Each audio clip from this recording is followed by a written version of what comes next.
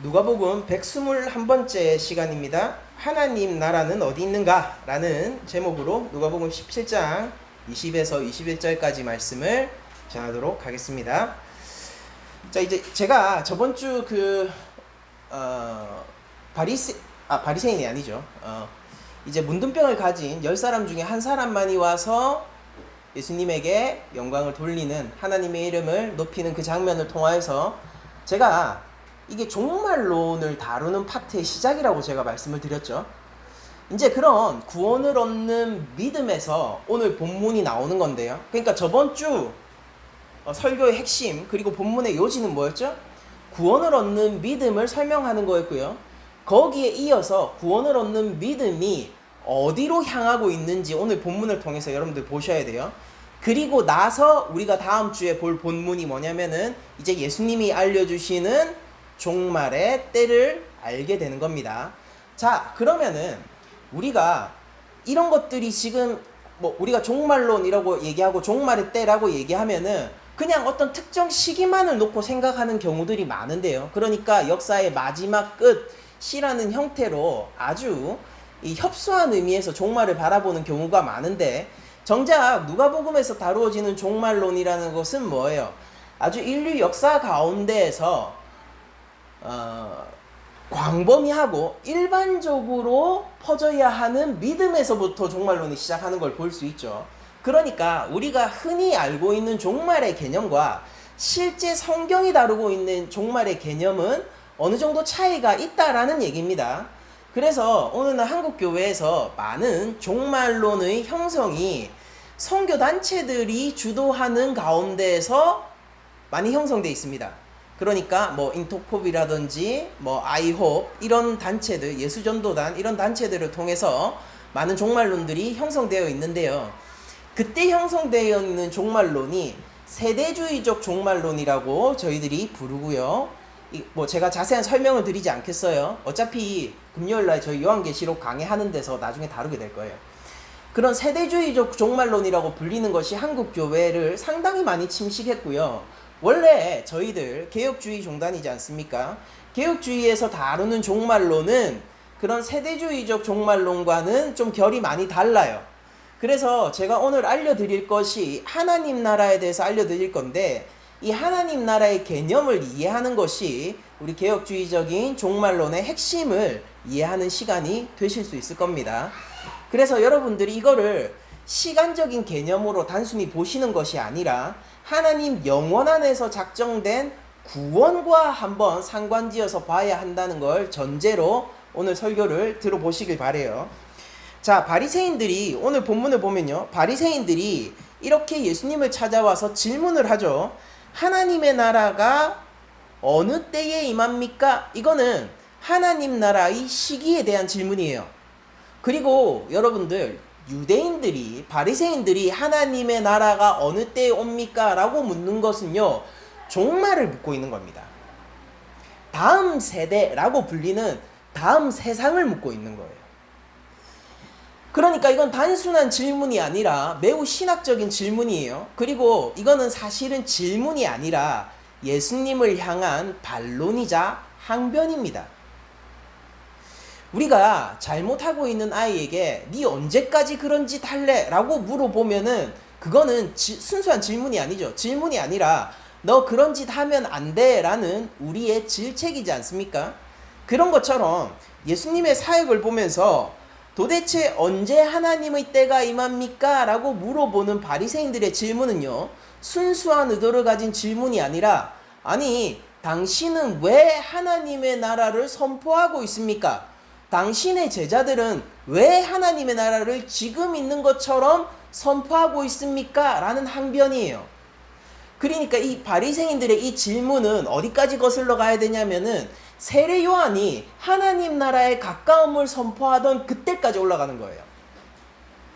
그러니까 세례 요한이 하나님 나라가 가까워 왔다라고 얘기하면서 회개의 세례를 사람들에게 전해줬었고요. 그 뒤를 이어서 예수님이 하나님 나라를 선언하면서 제자들에게 하나님 나라를 선포하라고 했죠. 하나님 나라를 선언하면서 세례 요한의 뒤를 이어서 하나님 나라의 사역을 하고 있었거든요. 그런데 바리새인들 입장에서는 어떻습니까? 바리새인들의 기준에서는 세례 요한이 얘기했던 하나님 나라, 그리고 그 바통을 이어서 하나님 나라를 선포하고 있는 예수님의 사역, 이 모든 것들이 자신의 신학 체계 안에서 볼 때는 가짜인 거예요. 그러니까 바리새인들이 그런 상황 속에서 하나님 나라가 언제 임하는 겁니까? 라고 얘기하는 것은요, 순수한 질문이 아니라 굉장히 가시가 돋친 항변인 것입니다. 잘 생각해 보세요. 바리새인들이 시기를 물었는데 예수님은요, 어떻게 대답하시냐면은 하나님 나라의 가시성을 얘기하죠. 이 장면 자체가 보여주는 것, 그러니까 여기에 대해서 바리새인들은 아무런 문제를 느끼지 않아요. 이런 것을 보여주는 게, 이것 자체가 보여주는 게 뭐냐면요, 바리새인들이 하나님 나라의 때에 대한 신학을 이미 갖고 있다는 거예요. 무슨 얘기냐? 하나님 나라가 가까이 오고 하나님 나라가 왔을 때에 우리들이 확인할 수 있는 가시적인 증거들을 신학적으로 정립해 놨다라는 거예요. 성경을 통해서, 구약을 얘기하는 겁니다. 성경을 통해서 그들은 나름의 신학을 정립해 놓은 거예요. 그러니까 하나님 나라가 왔을 때에 그들은 여러 가지 증거들이 나타날 거다라고 생각을 했고요. 그게 일반적인 신학 체계 안에서 자연스럽게 수용되고 있는데, 대표적인 게 뭐냐면은 하나님 나라의 재건이에요. 그러니까 하나님 나라가 왔을 때의 가장 큰 증거는 뭐냐면은, 첫 번째로는 성령이고요. 요엘서에서 예언됐던 것처럼 첫 번째는 성령이고요. 성령이 모든 사람한테 임하는 거예요. 그게 첫 번째예요.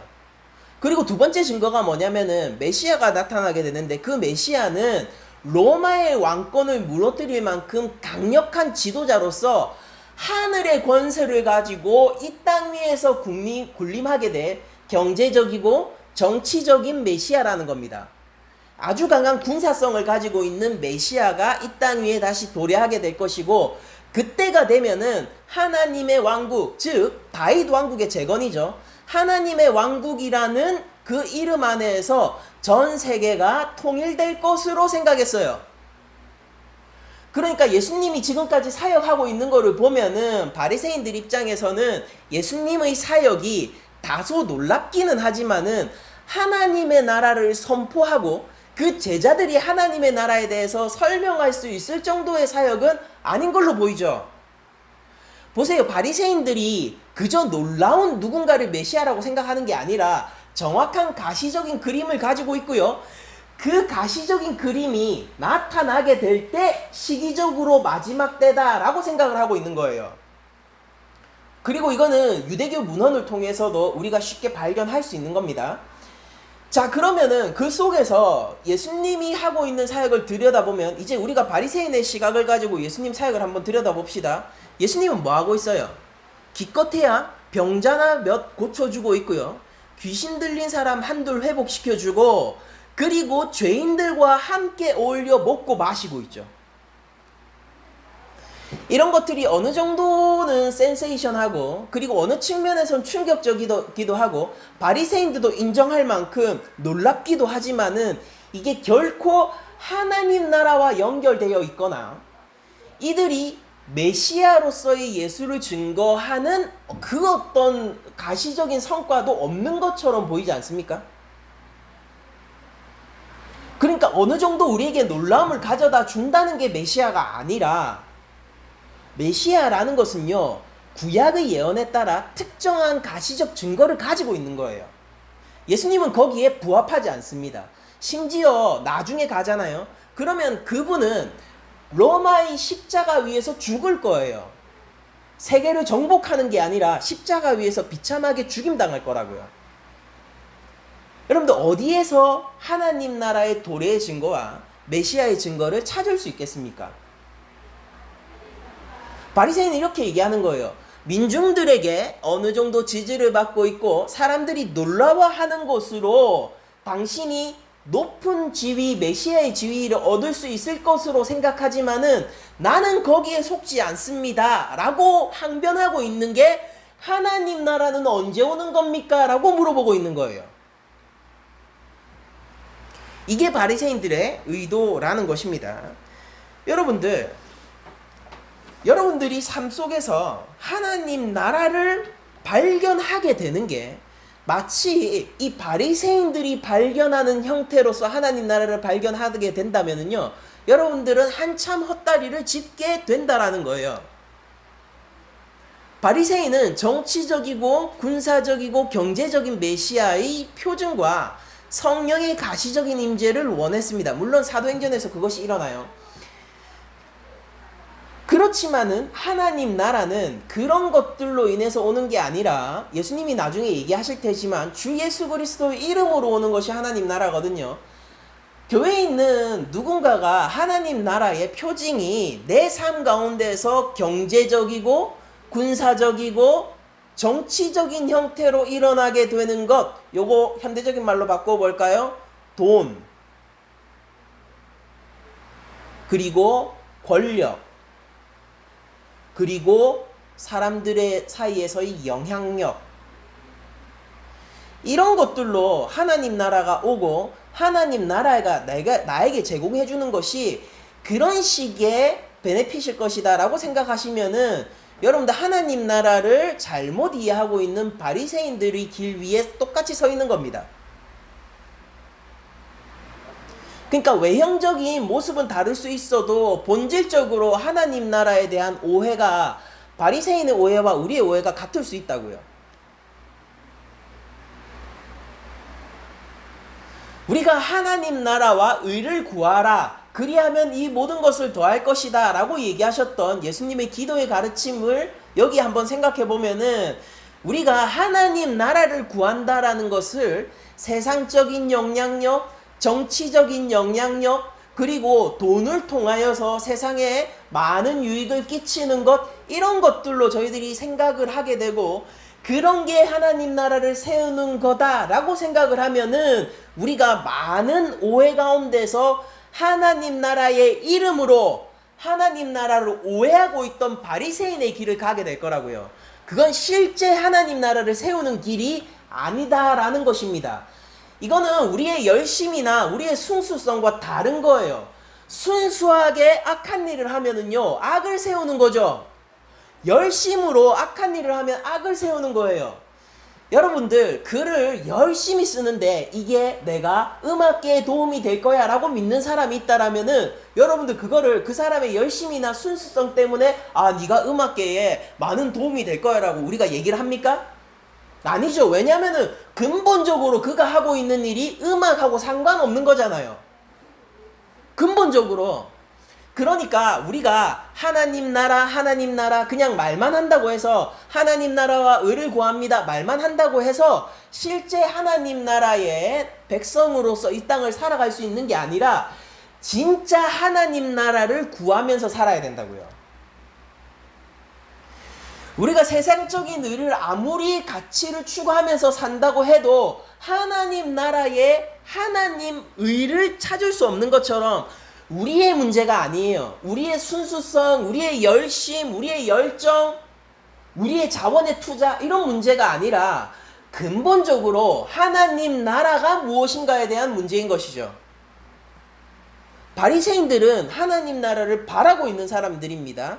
그런데 그러니까 예수님, 이거 보세요. 예수님을 이렇게 비난하고자 하는 말도 굉장히 세련됐잖아요. 당신 가짜지, 이런 게 아니에요. 하나님 나라는 언제 옵니까? 도대체 하나님 나라는 언제 오는 건가요? 이거 자체가 뭡니까? 세련되게 매기는 거예요. 교양 없는 사람들이 아닙니다. 그런데 그렇게 얘기하는데 그 하나님 나라로서 예수님을 비방하기 원하는 이들이요, 하나님 나라라는 이름에 그렇게 많이 자신의 삶이 걸려있는 그 바리새인들이 정작 하나님 나라와 가장 먼 자로 묘사되고 있다는 것은 우리 교회에게 많은 시사점을 주고 있는 거죠. 하나님 나라, 우리가 교회다, 우리가 믿는 자들이다. 여러분들, 이런 얘기들은요, 온 교회를 가도 어디서나 찾아볼 수 있습니다. 그래서 여기서 질문이에요. 우리는 열심을 내고 있고, 우리는 최선을 다하고 있고, 우리는 자원을 하나님 나라를 위해서 투자하고 있어요. 그런데 우리가 알고 있고 우리가 인식하고 있는 그 하나님 나라가 실제 하나님 나라입니까? 음악에 기여하기를 원하는 사람은 작곡을 하고 악기를 연주하고 노래를 부릅니다. 그 사람은 글을 쓰지 않아요. 문학에 기여하는 사람은요, 글을 쓰고 작품을 내고 사람들에게 많이 읽을 수 있도록 전파하죠. 그 사람은 노래를 부르고 있지 않다고요. 하나님 나라는 뭘까요? 우리가 그러면은 어디에 자본을 투자하고 어디에 우리의 열심을 내고 우리의 순수성은 어떤 곳에서 어떤 방향으로 발현돼야 될까요? 이 모든 것에 방향성을 짓는 거대한 이 사인이, 그러니까 표지죠. 이 사인이 바로 하나님 나라인 거죠. 하나님 나라를 알아가 봅시다. 예수님이 직접 설명해 주세요. 그렇게 경제적이고 군사적이고 정치적인 메시아를 원했던, 성령의 가시적인 임재가 모든 사람에게 있을 것으로 생각했던 바로 그 유대인의 메시아 신학 속에서, 하나님 왕국의 신학 속에서 예수님은 이렇게 대답하세요. 예수께서 대답하여 이르시되 하나님의 나라는 볼 수 있게 임하는 것이 아니다. 먼저 이거부터 찾아봅시다. 하나님 나라는 볼 수 있게 임하는 게 아니래요. 그러면은 우리가 이걸 보면서 쉽게 하나님 나라라는 것은 아주 개념적인 거고 가시성, 보는 것, 가시성적인 면이 없구나라고 생각할 수 있는데, 여러분들 이 본문을 잘 이해해야 되는 게 이 컨텍스트, 맥락 속에서, 문맥 속에서 이해를 해야 됩니다. 왜냐면은 예수님은 하나님 나라의 가시성을 완전히 부정하는 게 아니에요. 자, 23절, 우리 다음 주에 보게 될 본문이죠. 23절을 보게 되면은 사람이 너희에게 말하되 보라 저기 있다, 보라 여기 있다 하리라. 그러나 너희는 가지도 말고 따르지도 말라. 이것도 마치 가시성을 부정하는 것처럼 보여요. 그런데 실제로 하나님 나라는 어떻다라고 해요? 번개가 하늘 이쪽에서 번쩍이며 하늘 아래 저쪽까지 비침같이 인자도 자기 날에 그러하리라 라고 얘기를 해요. 이것은 무슨 뜻이냐면은요, 하나님 나라가 볼 수 있게 부직부식간에 임할 거야 라고 얘기를 하는 거예요. 그런데 그 가시성이 번개에 비추어지는 거예요. 그러니까 단 한 번에 모든 사람이 볼 수 있는 형태로 도둑같이 임하게 될 거야. 그런데 그 하나님 나라의 핵심이 뭡니까? 인자가 임하는 거죠. 그러니까 예수님의 재림을 이걸 얘기하고 있는 신학인데요, 인자의 가시성이 하나님 나라의 가시성임을 얘기하고 있어요. 그러니까 하나님 나라라는 것은 단순히 개념적인 건거나 아니면 우리 마음속에 있다거나 그런 게 아니에요. 예수님은 하나님 나라의 가시성을 부정하고 있는 게 아니라 지금 바리새인들의 의도 가운데서 너희들이 보는 그게 아니다라고 얘기를 하는 겁니다. 자, 하나님 나라가 볼 수 있게 임하는 것이 아니다라고 얘기하는 거는, 바리새인들이 현재 하나님 나라는 전혀 오고 있지 않아, 하나님 나라의 증거로 얘기할 수 있는 가시적인 표준이 될 만한 게 그 증거들이 하나도 없어. 그러니까 거짓말하지 마 라는 말에 대한 대답인 거예요. 자, 예수님은 이렇게 얘기하시는 겁니다. 바리새인들의 전제가 뭐냐면 하나님 나라는 아직 오지 않았고요, 미래의 하나님 나라는 와야 되고 자기들은 그 날을 기다리고 있는 사람들이에요. 근데 예수님은 뭐라고 얘기하느냐면요, 그런 식으로 하나님 나라를 알아볼 수 있는 게 아니야. 왜냐하면 하나님 나라는 지금 여기 와 있으니까 라고 얘기를 하시는 겁니다. 볼 수 있게 임하는 게 아니야 라고 얘기하는 거는 바리새인들의 무지함에 대한 예수님의 또 다른 세련된 대답인 거예요. 예수님 당신 가짜죠? 아니에요. 세련되게 대답해요. 하나님 나라 도대체 언제 와요? 예수님은 이렇게 얘기하죠. 그들의 세련된 비꼼에 또다시 이렇게 대답하시는 겁니다. 볼 수 있게 임하는 거 아닌데? 무슨 얘기냐면은 이미 와 있거든. 그런데도 못 보고 있는 건 뭐예요? 맹인이겠죠. 너희들이 볼 수 있는 게 아니야. 여러분들 항상 성경을 보실 때, 예수님의 가르침을 보실 때요, 청중을 신경 쓰셔야 돼요. 예수님이 무리에게 말씀하시고 계신지, 제자에게 말씀하시고 계신지, 아니면 바리새인에게, 제사장에게, 로마의 관료에게 얘기하시는지, 예수님과 대화하고 있는 1차 청중을 잘 생각하셔야 됩니다. 예수님은 바리새인에게 이렇게 얘기하는 거예요. 하나님 나라는 볼 수 있게 임하는 거 아니야. 하나님 나라 오기는 와요? 하나님 나라를 감히 입에 올려요? 그거 볼 수 있게 임하는 거 아닌데? 벌써 와 있는데 못 봐? 예수님은 사실 미래에 와야 하는 하나님 나라의 개념을 철저하게 부정하시면서 이미 시작된 하나님 나라를 설명하시고 계시고, 그리고 바리새인들이 그걸 알아먹지 못하고 있는 이 실정을 비꼬고 계신 것입니다. 바리새인들이 원하는 형식의 가시성은 없다라는 거예요. 하나님 나라가 가시적이지 않다라는 게 아니라 너희들이 원하는 가시성은 하나님 나라와 상관없다라는 겁니다.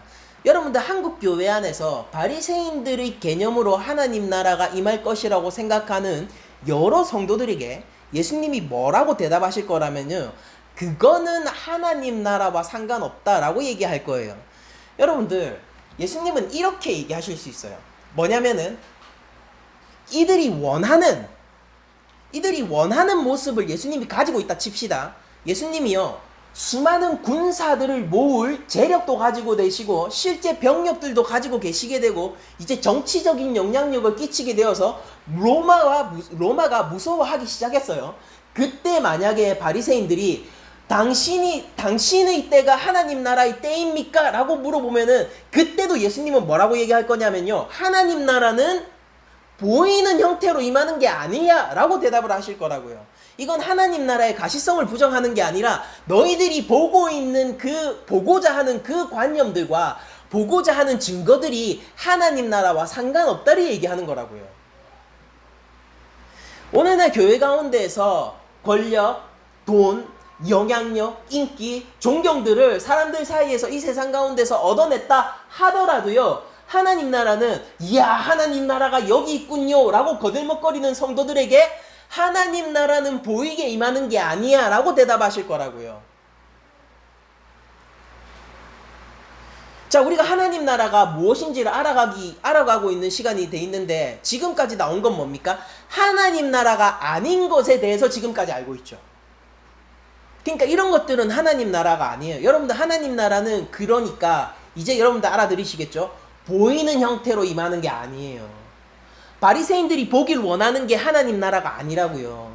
우리의 욕망들이 보길 원하는 게 하나님 나라가 아니라니까요. 그런 형태로 보이면서 그런 형태의 가시성으로 임하는 게 하나님 나라가 아니란 말이에요. 그러면서 예수님은 또 여기 있다 저기 있다고도 못한다 라고 얘기합니다. 그러면 하나님 나라가 보이는 형태로 임하는 게 아니면은 그러면은 어디 가서 하나님 나라를 찾나요? 라는 의문이 들 거 아니에요. 그럼 어떻게 우리가 하나님 나라가 여기 있다 저기 있다 얘기할 수 있습니까? 라는 의문이 들 텐데 예수님은요, 거기에 대해서 그런 의문을 원천적으로 타당하시죠. 하나님 나라는 여기 있다 저기 있다 할 수 없어. 그리고 본문상에서 지금 그 원어적으로 우리가 생략되어 있는 게 있는데, 헬라어 가르가 생략되어 있는데 이게 또 여기 있다 저기 있다고도 못하리니 그 다음에 가르라는 헬라어가 들어있는데 그게 뭐냐면 왜냐하면 그러니까 그거예요. 왜냐하면 그 이유가 뭐냐, 여기 있다 저기 있다 못해. 그러니까 딴 데서 찾을 수도 없다라는 거죠. 보이는 형태로 임하는 게 아니야. 그리고 딴 데서 찾을 수도 없어. 왜냐하면 왜입니까? 하나님 나라는 너희 안에 있으니까. 왜 여기서도 찾을 수 없고 저기서도 찾을 수 없죠? 하나님 나라는 너희 안에 있으니까. 여러분들, 이거를 바리새인들한테 얘기했어요. 사람들은요, 하나님 나라가 너희 안에 있다는 것을 우리 가운데 신성의 빛이 있어서 우리가 하나님의 빛을 가지고 있는 존재다라는 식으로, 혹은 하나님 나라가 우리 마음 가운데 이미 임재했다라는 식으로 이해하려고 합니다. 그거 뭐예요? 본문이 이야기하는 바를 들으려고 하는 게 아니라 우리의 상식으로 먼저 전제를 가지고 본문을 봐서 그런 해석이 나오는 거죠. 여러분들 여기 보세요. 여기서 보면은 바리새인들한테 얘기하는 거잖아요. 예수님이 바리새인들한테 너희들 마음 가운데 하나님 나라가 있다라고 얘기를 할까요? 누가는 지금까지 바리새인들이 하나님 나라와 어떻게 상관이 없고 하나님 나라에 적합하지 않은 인물임을 계속 보여왔는데 누가가 갑자기 정신이 나가서 오늘 본문은 하나님 나라가 바리새인들 마음 안에 있어 이런 식으로 얘기하겠습니까? 그게 아니란 말이에요. 여러분들, 너희 안에 있다라는 헬라어가 엔토스 휘몬 에스틴입니다. 무엇이 너희들 가운데 있다라는 거예요. 직역하자면 너희들 가운데. 근데 여기서 나오는 엔토스 히몬 너희들 가운데 이게 뭐냐면은 실제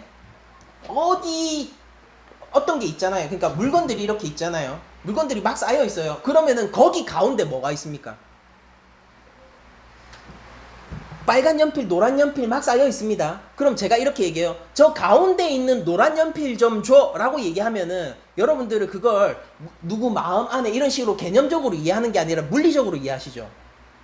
저기 안에, 저기 가운데 사람들이 쭉 서 있어요. 자, 정 가운데 있는 사람 앞으로 나오세요 라고 얘기하면 여러분들 이거를 가치나 개념적으로 이해하시는 것이 아니라 물리적으로 이해하시죠.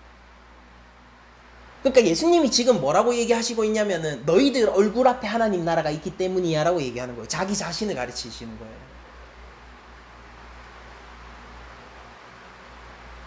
적어도 이때 예수님의 상황이 어땠냐면요, 바리새인에 의해서 어느 정도 포위당한 상황인을 알 수 있죠. 바리새인들이 한두 사람이 아니라는 겁니다. 실제로 복수형으로 적혀 있어요. 그러니까 우리 번역도 바리새인들이라고 되어 있죠.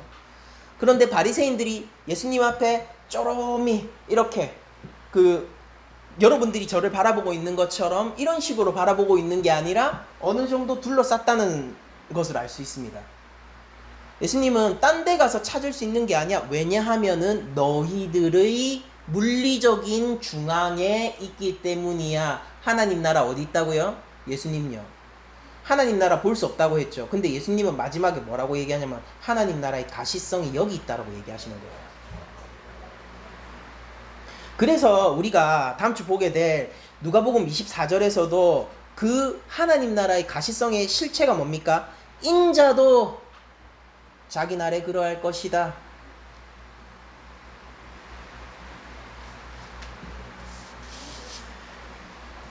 하나님 나라는 우리 마음 가운데 있는 게 아니에요, 여러분들.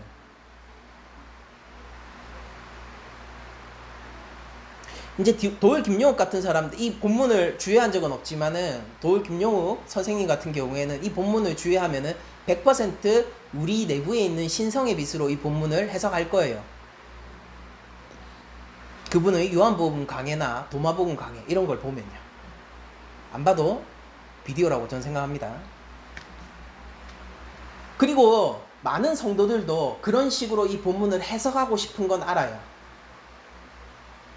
근데 이 본문이 얘기하고 있는 건 뭐냐면요, 하나님 나라를 여기서도 찾을 수 없고 저기서도 찾을 수 없다는 거는 우리 가운데서 찾을 수 없다라는 말이고, 왜냐하면 하나님 나라는 주 예수 그리스도의 이름 안에 있기 때문입니다. 하나님 나라의 실체예요. 하나님 나라가 아닌 것들에 대해서 보았죠. 그럼 하나님 나라의 가장 중심되는 것이 무엇이라고요? 예수님이에요.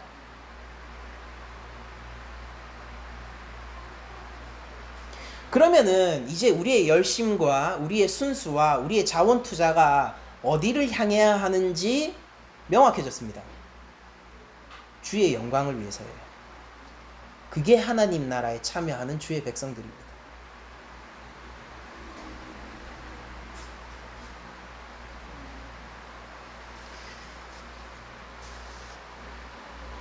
여러분들 구제를 하고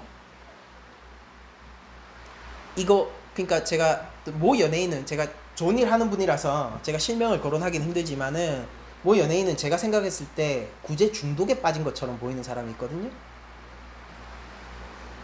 그러니까 이것도 중독되는 거예요. 구제 중독에 빠진 거. 그러니까 기부해요. 빚내서 기부하고 뭐 해서 기부합니다. 그러면서 영혼이 피폐해져 가는 거예요.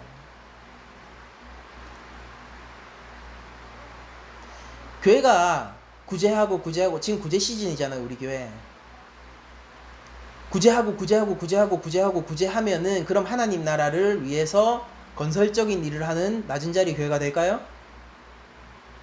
그러면서 우리 교회가 피폐해질 수도 있다니까요. 근본적으로 무엇을 위해서입니까? 누군가는 개인의 행복을 위해서 구제하기도 해요. 구제라는 걸 여러분들 실제로 해보시면 알겠지만은 우리 삶의 행복을 갖다 줍니다. 근데 거기 중독돼서 구제를 하기도 해요. 근데 그게 계속되면 어떻게 된다고요? 중독되고 피폐해져요. 누군가는요, 영향력과 전략적인 목표 때문에 구제를 하기도 해요. 국회의원들 어떻습니까? 국회의원들 시즌 되면 한번 돌죠? 그거 뭐 때문에 도는 겁니까? 그것 때문에 실제 사회적으로는 좋은 영향력이 일어나지만은 그 영혼은 무엇 때문에 그걸 하는 거예요? 정치적인 영향력을 확보하기 위한, 그러니까 사람의 영혼보다 더 중요한 목적이 있는 거죠. 정치적인 영향력을 확보하기 위해서 한 바퀴 시즌 되면 한 바퀴 도는 거죠. 사진 한번 남겨야 되는 거 아닙니까?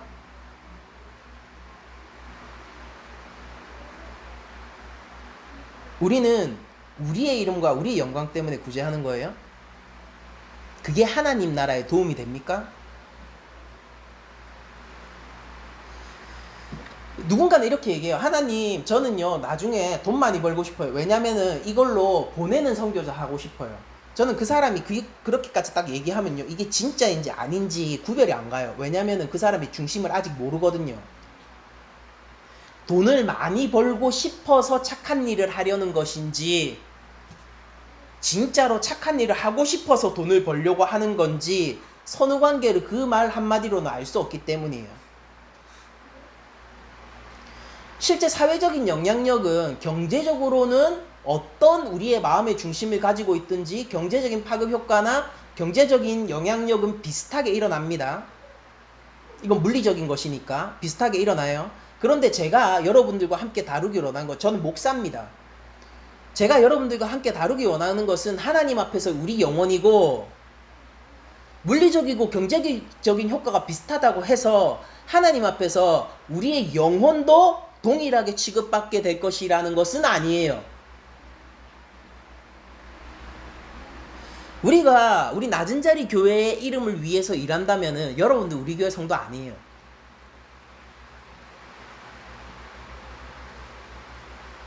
우리는 주의 이름을 위해서 일해야 됩니다. 그래야지 낮은 자리 교회 성도입니다. 여러분들이 이제 다들 집사가 되셨잖아요. 집사라는 직책을 위해서 움직이시잖아요. 그럼 여러분들 하나님 나라 백성 아니에요. 교회 아니라고요. 주의 영광을 위해서 움직이는 자가 우리 교회엔 필요한 것이에요. 그리고 그게 집사 직분의 원칙이었잖아요. 자격 기준이었지 않습니까?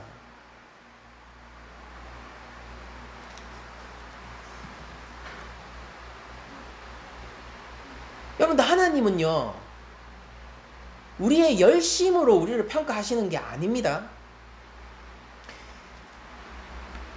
아니, 음악계의 원로가 대문호를 보면서 뭐라고 얘기하겠어요? 음악계의 원로가 대문호를 보면서 뭐라고 참 우리 음악계의 발전을 위해서 힘써주셔서 감사합니다라고 얘기하겠습니까? 좋긴 한데 상관없는 거잖아요. 문학계의 원로가 음악의 거장을 보면서 뭐라고 얘기하겠냐고요. 우리 문학계를 위해서 힘써주셔서 감사합니다 라고 얘기하겠어요? 아, 그냥 대단하시네요 하고 말죠. 상관없는 일이라는 거예요. 성취의 문제도 아니요, 자격의 문제도 아니요, 능력의 문제도 아니고 열심 순수성의 문제도 아니에요. 우리는 하나님 나라를 살고 있느냐 아니냐의 문제인 겁니다. 음악계의 원로가 치열한 현실 속에서도 어떻게든 음악하려고 아둥바둥하는 저 새까만 후배를 보면 이렇게 얘기해 줄 거예요. 네가 참 수고한다. 참 우리가 못났다. 니들을 위해서 뭐라도 해줘야 되는데 밥이라도 사 먹어 하고 지갑 열리는 거 아니에요? 문학계의 원로가 이제 막 소설 하나 써가지고 어떻게든 살아보려고 하는 그 신인 작가를 보면서 이렇게 얘기할 수 있는 거 아니에요? 아이고, 니 같은 애들이 있어서 우리 문학계에 미래가 있는 거야. 참 진짜 고생하는 거 아는데 진짜 힘내라. 진짜 내가 뭐라도 못해줘서 너무 미안하다 하면서 밥이라도 한 끼 먹으라고 그때 지갑이 열리는 거 아니에요?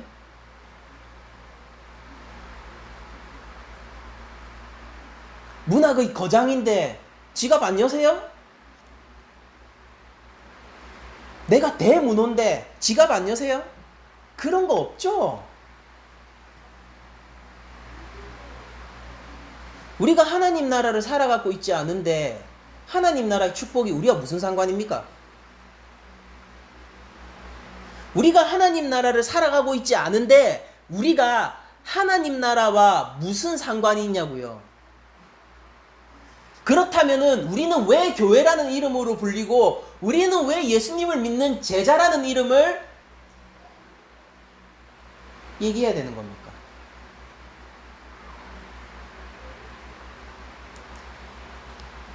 구원을 얻는 믿음은 이렇게 즉각적으로 주님의 이름을 통해서 온 하나님 나라와 연결되고 있어요. 누가의 구조 가운데서. 그리고 이게 종말론의 시작입니다. 자, 여러분들, 유대인들이 이렇게 생각했어요. 유대인들이 왜 성령의 임재를 하나님 나라의 가시적 표징으로 생각을 했냐면은 요에서 2장 28절을 보면은 그 후에 내가 내 영을 만민에게 부어주리니 너희 자녀들이 장래일을 말할 것이며 너희 늙은이는 꿈을 꾸며 너희 젊은이는 이상을 볼 것이며 라는 예언이 있습니다.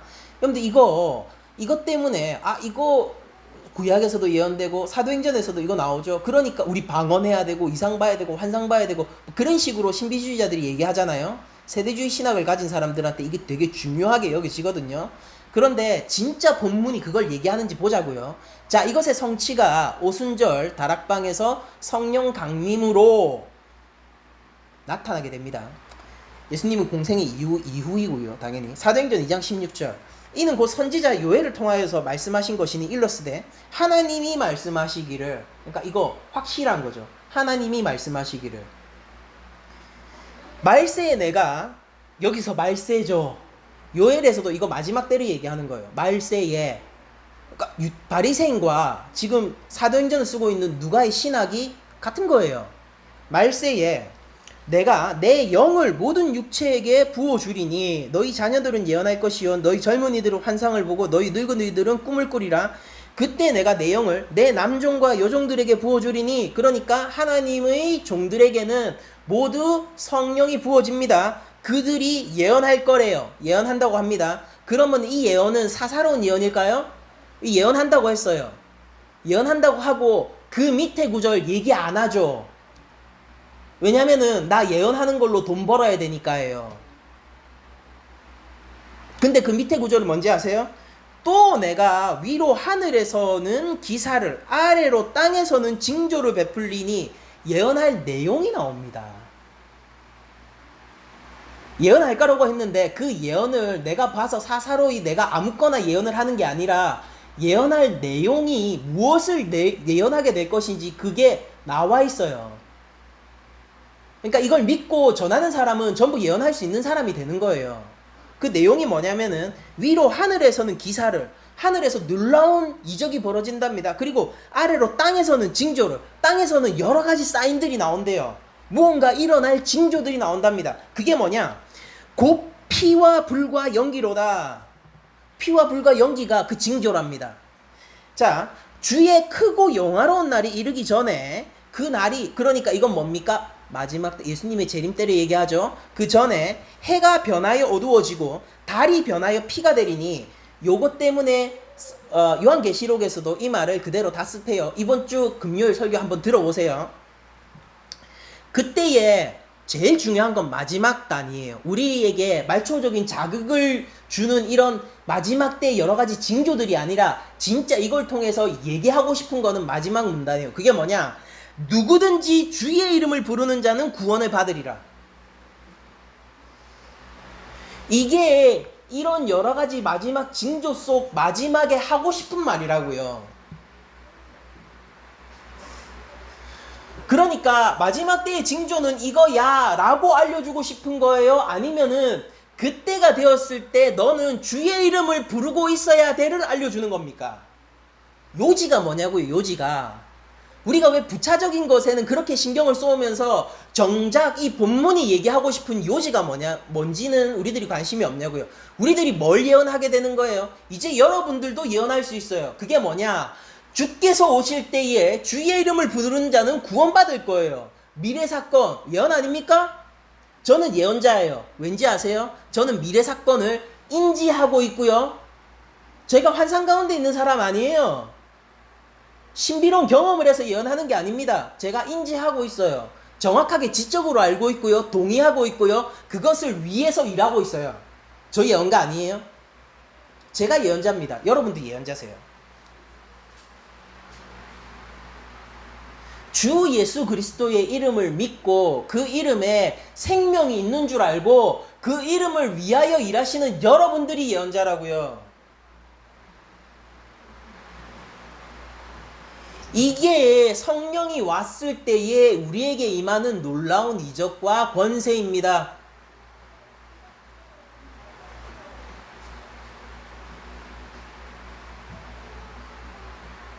환상 봐야 됩니까? 어떤 환상을 봐야 되죠? 비전을 봐야 돼요.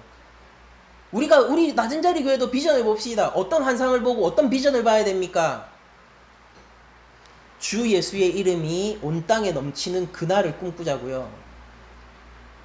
하나님을 아는 지식이 물이 바다를 덮은 같이 이 땅을 덮게 될 그날을 우리가 함께 환상 가운데서 보자고요. 이걸 뭐라고 얘기해요? 신비로운 현상이라고 얘기합니까? 그냥 신약에서는 이걸 소망이라고 부르잖아요. 믿음, 소망, 사랑. 아이러니하게 우리는 저번 주에 믿음에 대해서 다뤘다, 그죠? 그리고 오늘 본문은 소망에 대한 거예요.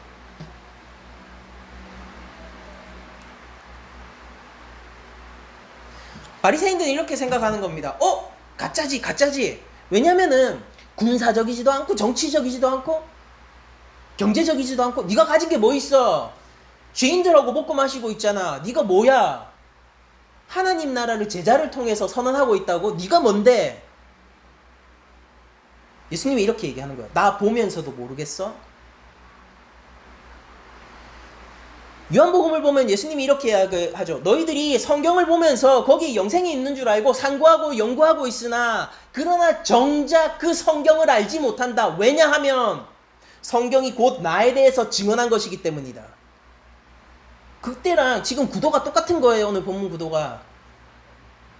여러분들 하나님 나라가 여기 있을까 저기 있을까 생각지 마세요. 예수 그리스도 이름 위에 있는 거예요. 주께서 명하신 명령 가운데서 우리들이 그것을 충실히 종으로서 행하게 되면은 하나님 나라의 종으로서 성령이 우리 가운데 있는 줄 우리가 알 것입니다. 그런데 나의 이름을 위하여, 우리 교회의 이름을 위하여, 우리 기독교의 영향력을 위하여서 일하는 사람이 있으면요, 그거 가짜예요. 기독교의 미래가 어떻게 될 거냐고요? 저는 기독교의 미래가 어떻게 되는 것보다 더 큰 걱정이 뭔지 아세요? 우리 교회가 기독교를 위해서 움직이고 있다는 거예요. 기독교의 미래가 어떻게 되냐니요. 어떻게 되겠습니까? 잘 있겠죠? 잘 있을 거 아닙니까? 너무 명확하잖아요. 주께서 흔들리시기를 하셨습니까? 주께서 세상에 지셨습니까? 주의 말씀이 이 땅 가운데서 거치기를 합니까? 오히려 저를 걱정들게 하는 것은 무엇이냐면요, 사람들이, 성도들이 교회의 이름을 위해서 움직이고 기독교라는 이 공동체만을 위해서 움직이고 정작 주의 머리 대심은 신경 쓰지 않고 있다라는 거예요.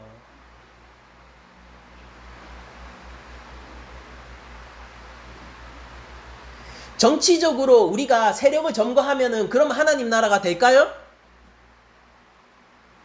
저는 오히려 거기서 욕망밖에 보지 못해요. 우리가 구제사역 전체를 점유하게 되면은 그러면은 하나님 나라가 대한민국 가운데 서게 될까요?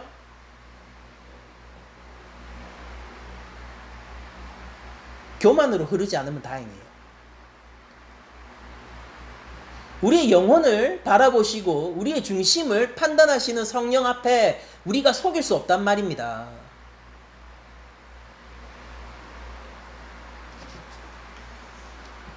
예수님을 믿는다고 얘기하는 사람은 많은데 주의 이름을 두려워하는 자는 극히 적어요.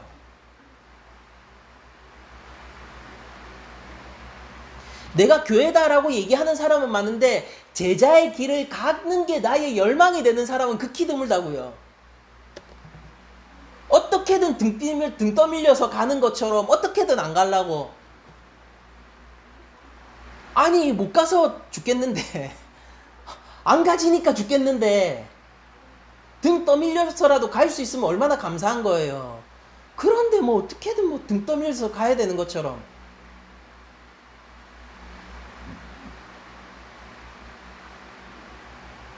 그리스도인의 이름이 적습니까? 우리에게 있는 영광이 적습니까? 하나님의 권세가 적습니까? 우리에게 모자란 것이 무엇입니까?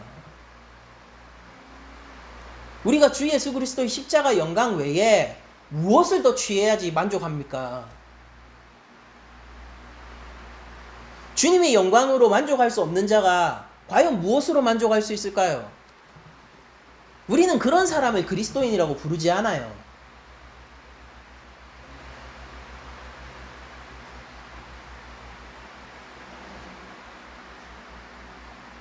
바울은 주의 영광으로 충분했고 그것으로 충분했습니다. 그래서 그는 오늘날로 치면은요 엘리트 커리어를 가지고 있는 사람이에요. 근데 이 모든 것을 배설물처럼 여긴다라고 얘기합니다. 이해 가능하십니까? 몇몇 한국 교회는 그걸 이해하지 못하는 것처럼 보여요. 그럼 우리가 이해해야 돼요.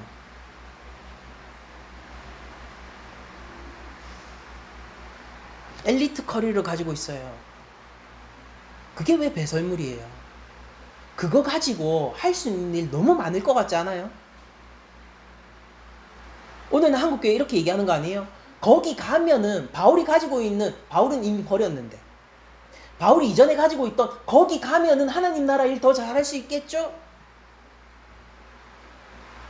일단 그게 하나님 나라인지부터 확인하자고요. 거기 가서 하나님 나라를 확인한다? 아니요. 하나님 나라를 위해서 일할 수 있는 건 바로 지금이고 바로 오늘입니다.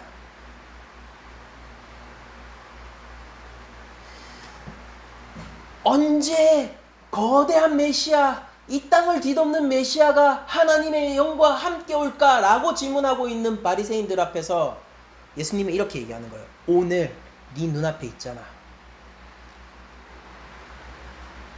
내가 죄인과 함께 먹는 장면을 봐. 그들이 누리게 된 자유를 봐.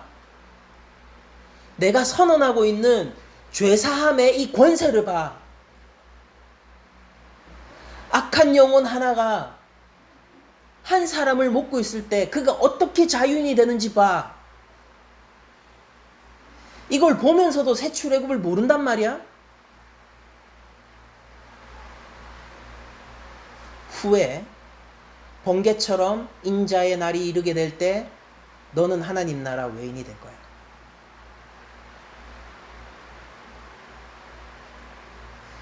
우리 개혁주의 종말론의 핵심이 무엇이냐면요. 하나님 나라의 개념인데 그 하나님 나라의 개념을 우리가 이미 그러나 아직으로 표현해요. 이것은 시간적인 관념이 아니라 영원 가운데서 시간의 창조자이신 하나님의 관점에서 이야기하는 겁니다. 하나님 나라는 지금 여기 있어요. 동시에 하나님 나라는 임해야 하고요. 완성의 때를 가지고 있는 겁니다. 어떤 측면에서 이렇게 이해하는 게 편할 수도 있어요. 시작된 하나님 나라는 점점 성장하고 자라나서 그 완성의 때를 기다리고 있는 것입니다. 그러나 우리에게 있는 하나님 나라가 결코 모자라거나 덜 성장한 것이라고 생각지 마세요. 지금 우리가 누리게 될 하나님 나라는 온전한 하나님 나라입니다. 왜냐하면은 하나님 나라의 개념은요, 바실레이아, 왕국입니다. 민주주의 사회 아니에요. 킹덤 오브 갓이죠. 킹덤, 왕국이에요. 그 하나님 나라의 핵심 개념은 뭐냐면은 하나님의 통치에 있기 때문이에요. 하나님의 통치. 지금 나를 다스리시는 하나님이 모자란 하나님입니까? 아니죠. 온전하신 분이잖아요. 그럼 내가 오늘 살아가는 하나님 나라도 온전합니다.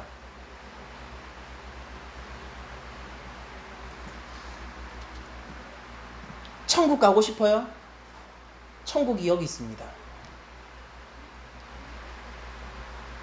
천국을 소망하십니까? 지금 맛보세요. 그거 동의하셔야 돼요.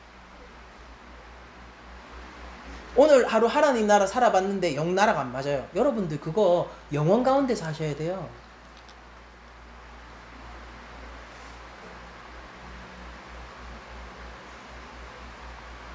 오늘 여러분들이 살아가시는 그 하나님 나라가 너한테 맞아야죠. 그 하나님 나라가 요구하는 게 뭔지 아십니까? 주의 영광을 위해서 서 있어라 라는 거예요. 취향에 맞으세요? 저는 개인적으로 매우 매우 맞습니다. 간절히 소망해요. 하나님 나라, 오늘 여러분들이 맛보게 될 하나님 나라가 뭔지 아세요? 죄 짓지 말아요. 여러분들 취향에 맞으세요? 제가 소망하는 바입니다. 오늘 우리에게 있는 하나님 나라가 뭔지 아세요? 각기 제 십자가를 지고 주 예수 그리스도를 따르라는 거예요. 여러분들 취향에 맞으세요? 제가 그것을 위해서 기도합니다.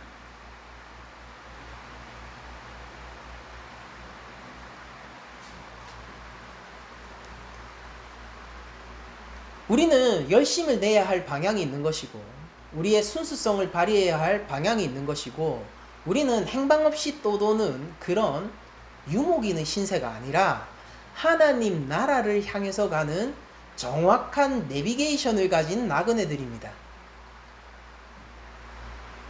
이 땅 가운데서 살고 있는 여러분들, 성경이 그러니까 우리가 이렇게 얘기하잖아요. 하나님 나라 나의 본향, 본향, 본래 고향이라고 얘기하는데 여러분들 그걸 이해하시나요? 우리가 고향으로 돌아가는 그 길의 방향성에 여러분들은 동의하고 계시나요? 하나님 나라가 어디 있습니까? 지금 여기 있어요. 우리 가운데 임하고 있어요. 우리가 주의 명령을 따라 우리의 약한 이웃을 돌보게 될 때 거기에서 하나님은 영광 받으시고 또한 그곳이 하나님 나라입니다.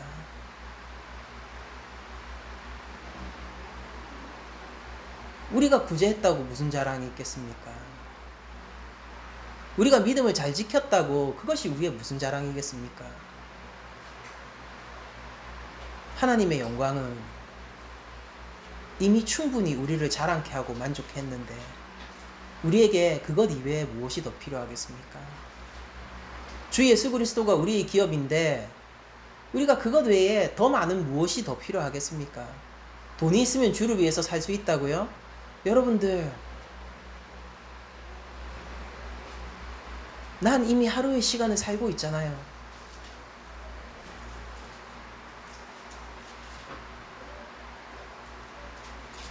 하나님 나라는 언제 오는 겁니까? 바리새인의 질문에 예수님은 이렇게 대답하실 거예요. 지금 와 있어. 문제는 이거예요. 성령과 함께 하시는 여러분들, 성령을 통하여서 예언하고 계신 여러분들, 주의 이름에 구원이 있다는 사실을 예언하시는 여러분들, 하나님 나라에 반응하시겠습니까? 믿음은 반응이라고 했죠. 하나님 나라에 반응하시겠습니까? 나의 나됨을 놓고 나의 영광을 놓고 하나님의 영광으로 충만한 여러분들이 되시겠습니까? 그 길을 소망하시나요? 근본적인 질문이에요. 무슨 착한 일 하기 이전에 그 전에 멈추세요. 잠시 스톱. 제발 멈추세요. 사업한다고 바빠갖고 뭐 다른 거 하지 마세요. 제발 멈춰보세요. 헌금한다고요? 좀 멈춰보세요. 봉사한다고요? 멈춰보세요. 구제한다고요? 잠깐만 기다려보세요. 조금 한숨 돌리면서 한 가지 질문을 해보자고요. 우리는 하나님 나라 안에서 살고 있습니까? 이것의 목적이 무엇인가요?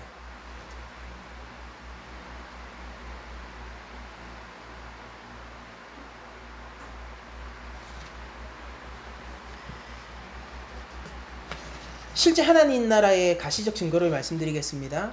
바리새인들이 원했던 건 이거죠. 하늘 권세를 가진 정치적, 군사적, 경제적 메시아 성령 임재였어요. 실제 하나님 나라의 가시적 증거를 말씀드리겠습니다. 예수님의 성육신과 동정녀 탄생이고요. 예수님의 공생의 사역 기간에 일어났던 일이고요. 십자가 위에서 죽으심과 사흘 만에 부활하심이며 동일하게 성령의 임재입니다. 하나님 나라의 증거가 어디 있냐고요? 앞을 보세요. 제가 증거예요. 하나님 나라의 증거가 어디 있냐고요? 제가 여러분들을 보고 있습니다. 그리고 하나님 나라가 있음을 제가 알고 있어요. 여러분들이 저의 증거입니다. 세상에 하나님 나라가 어디 있는지 어떻게 아냐고요? 우리 교회가 있잖아요.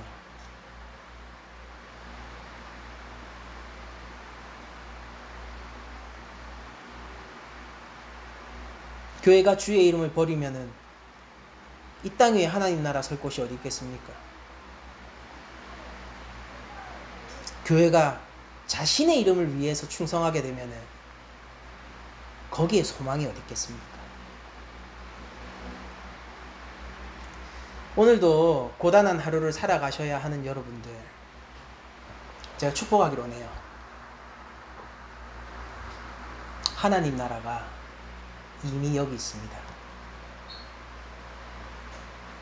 오늘도 믿음을 지키기에 지쳐버린 여러분들께 한 가지 놀라운 축복을 선언하기로 합니다. 여러분들, 그거 지켜서 나중에 하나님 나라를 맛보는 게 아니라 지금 하나님 나라가 여기 있어요. 오늘 하루 하나님 나라 백성으로서 살기 힘들고 또다시 시험에 걸린 여러분들에게 한 가지 놀라운 축복의 말씀을 전하겠습니다. 여러분들이 하나님 나라를 살고 있는 하나님 나라의 백성입니다. 이게 우리의 소망이에요.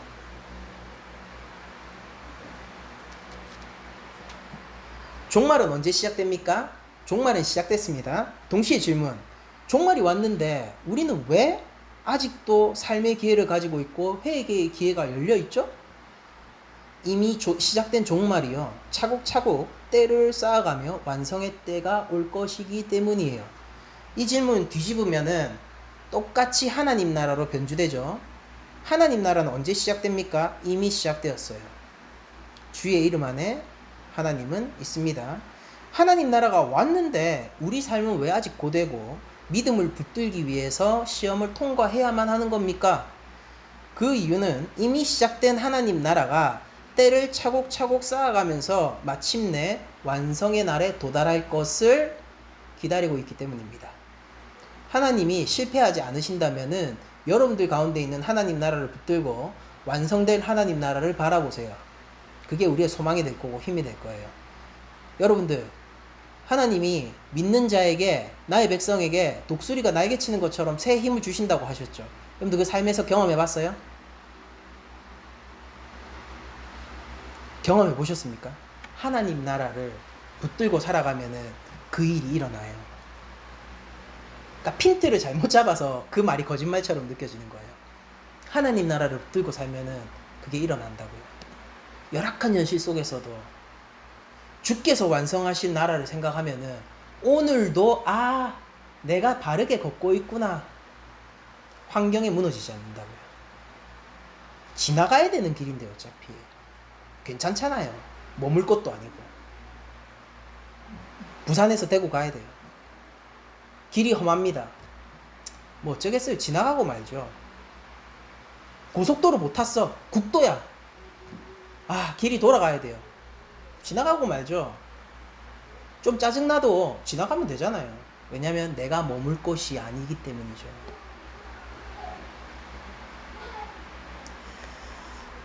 이미 그러나 아직의 하나님 나라를 기억하세요. 하나님 나라의 핵심은 하나님의 통치이자 그것은 주 예수 그리스도의 이름에 있는 것입니다. 이게 우리의 종말론이에요. 마지막 때에 종말이 시작된다고요? 지금이 종말의 때예요. 지금 심판이 일어나고 있거든요.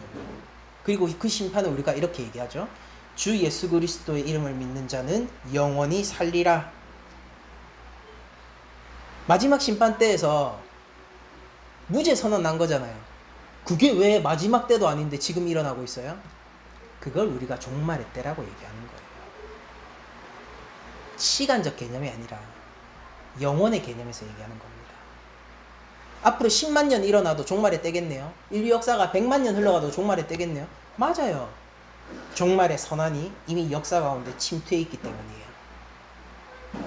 지금 여기서 결정 난다고요. 마지막 때 가서 결정 나는 게 아니라 지금 여기서 결정이 난다고요.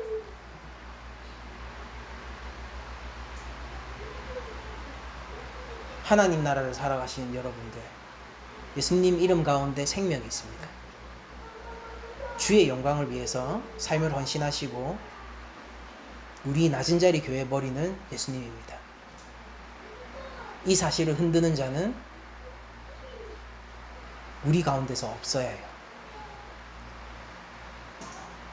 주의 이름으로 모여서 선한 일을 행하기를 원하는 여러분들, 우리가 하나님 나라 백성으로서 할 일을 합시다. 우리의 자랑이 아니요, 우리의 기쁨이 아니요, 우리의 행복이 아니에요. 우리는 이미 영원한 구원 가운데서 충분히 기쁘잖아요. 한 주간 여러분들이 이미 임한 하나님 나라를 사시는 축복이 있기를 원하며, 그렇게 오늘 하나님 나라를 살아가는 것으로 영원한 하나님 나라가 나에게 허락된 것을 확신하며 소망을 가지는 여러분들이 되기를 축복하면서 예수님 잘 믿읍시다 라는 말을 마지막으로 모든 말씀을 마치도록 하겠습니다.